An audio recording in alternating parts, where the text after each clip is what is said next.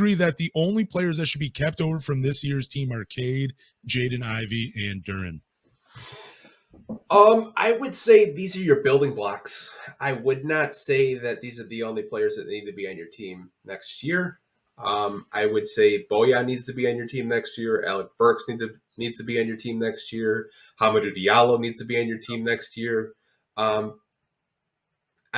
think that there's building blocks obviously with those three because they're your young guys or your first round draft picks, but there are some players on this team that I would like to bring back, and all those players that I mentioned I think have contributed wins this season. They've contributed really good basketball, even though we haven't won that many games. But I think Diallo, Bojan and Alec Burks need to be in that conversation.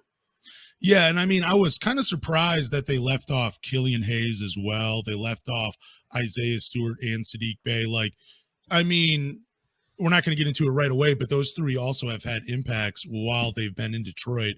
So just to kind of use them as write-offs, basically, and say that you don't want them to be on this team next year and not giving an explanation. That was the hardest thing for me. But I disagree with whoever started this on Twitter.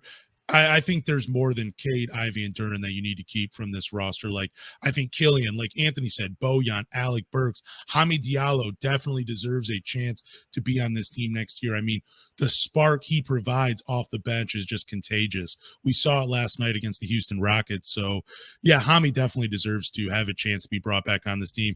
Same with a handful of other guys. So, I don't know. I completely disagreed with the author of this topic, I should say, from Twitter. So yeah, I mean, I'm sure I've forgot people because I can't think of the whole roster off the top of my head. Like, I didn't even think of Killian.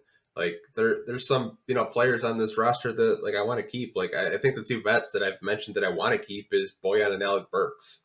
Yep. Because I remember when we were doing a podcast, this summer, I told you, I said we got to get some impactful veterans. Yep. That can win. Like, we had veterans like Corey Joseph and Ronnie Magruder, but they didn't really impact winning. And those two actually impact winning, and they can kind of set a culture and kind of, set an example for the young guys. And I think those two, for me, even though we are getting closer to the trading deadline, those are two guys that I really want to keep.